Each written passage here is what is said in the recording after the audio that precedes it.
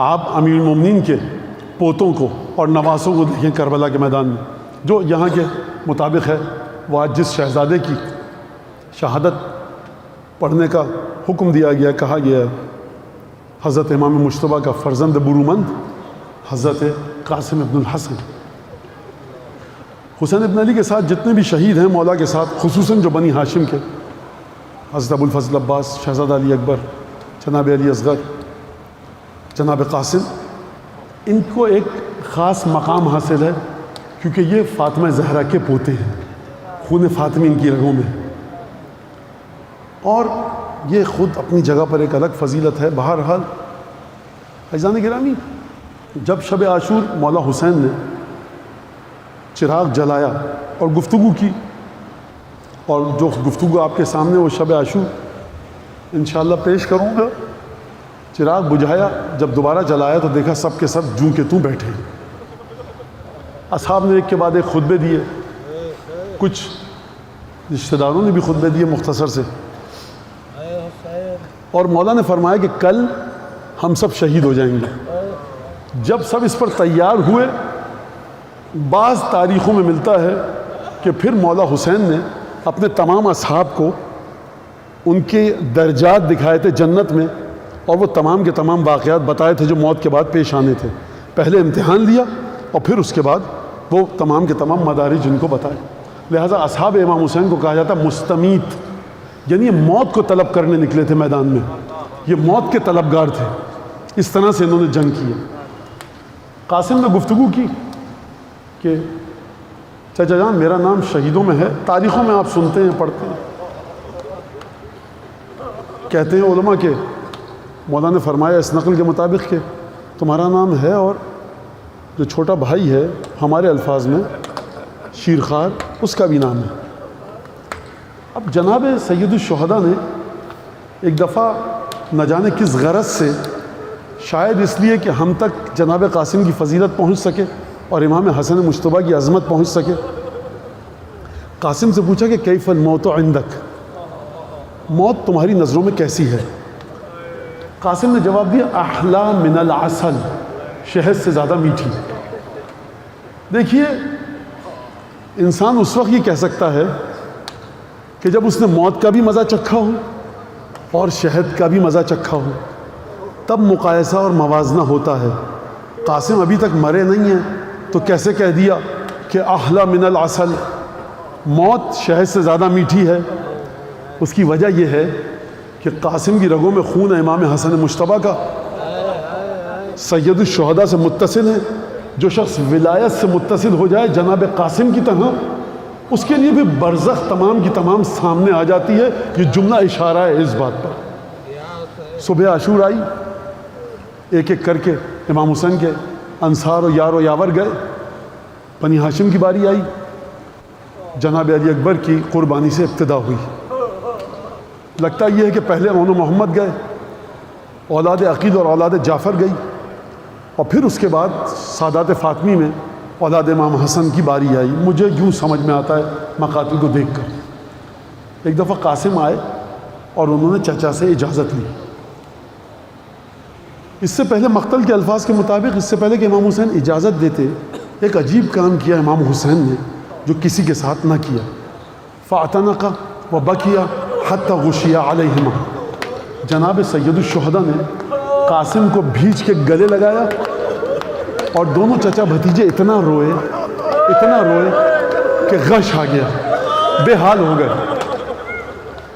دیکھیں قاسم کے رونے کی وجہ میرے سمجھ میں آ رہی ہے کہ حسین ابن علی امام وقت ہیں، حسین کے رونے کی وجہ میری سمجھ میں نہیں آئی، لیکن جب جا کر اطراف کے واقعات کو دیکھا تو سمجھ میں یہ آیا، اپنے ذہن کے حساب سے کہہ رہا ہوں، روایت نہیں پڑھ رہا، لگتا یہ ہے کہ جب گلے لگایا ہوگا نا قاسم کو، تو جو کریم شخص ہوتا ہے نا، کریم اور رحیم، جب وہ خصوصاً اپنے بھائی یا بہن کے یتیم بچوں کو دیکھے نا تو بڑا گریہ کرتا ہے۔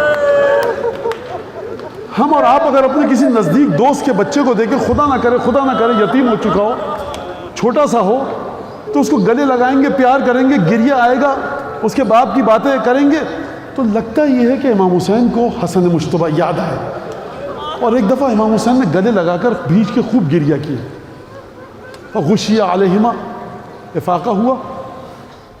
راوی جو لکھتا ہے جملہ، راوی یہ لکھتا ہے یزید کی فوج کا جو مقتل کے مطابق کہ فخرج من الخیام غلام لم یبلغ الحلم، اب خیمے سے ایک نوجوان بچہ نکلا جس کی مسیں ابھی تک بھیگی نہیں تھیں، اور اس نے اگلا جملہ یہ لکھا کأنہ شقۃ بدر، لگتا ہے 14ویں کا چاند تھا۔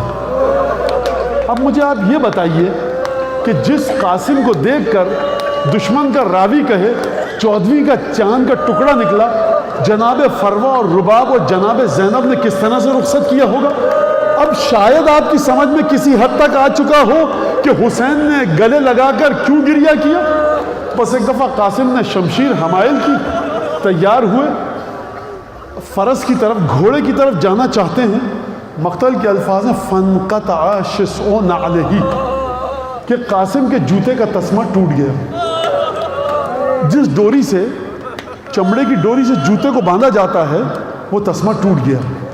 قاسم جھکے کہ اپنے جوتے کے تسمے کو باندھیں، حسین ابن علی لگتا یہ تیزی سے آئے اور آ کر قاسم کے جوتے کا تسمہ باندھا۔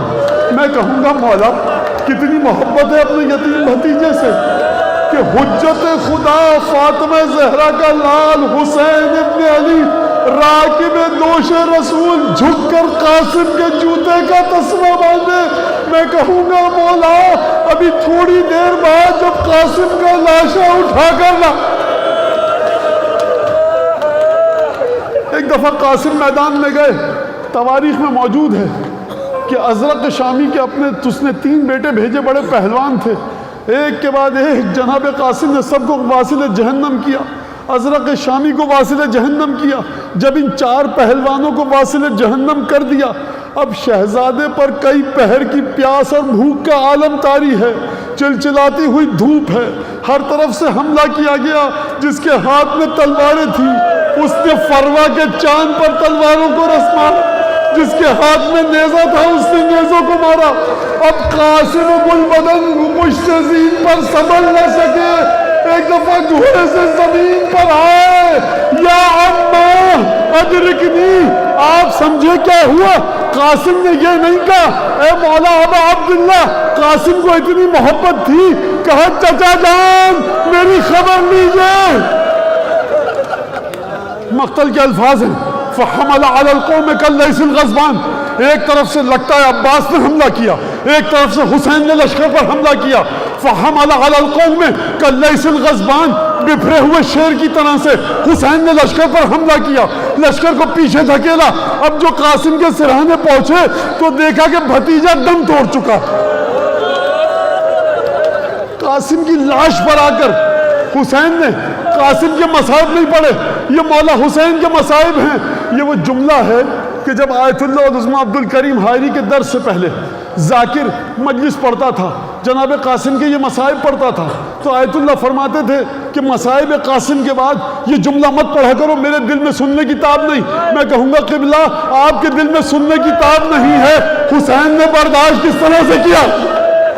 بس ایک دفعہ لگتا یہ ہے کہ حسین قاسم کی لاش پر بیٹھے اور یہ کہا یعز واللہ علی عمک ان تدعوہ فلا یجیبک واذا یجیبک فلا ینفعک۔ بیٹا قاسم تیرے چچا پر کتنا دکھ کا وقت ہے، کتنا کٹھن مرحلہ ہے حسین پر کہ تو نے مشکل کشا کے بیٹے کو مدد کے لیے پکارا جب تجھے مدد کی ضرورت تھی۔ ارے چچا نہ آ پایا اور جب آیا تو میری مدد تجھے فائدہ نہ دے سکی۔ قاسم کا لاشا خیمے میں گیا، مجھے نہیں پتا مولا بیوہ بھاوج کو تسلی کیسے دو گے، کس طرح سے خیمے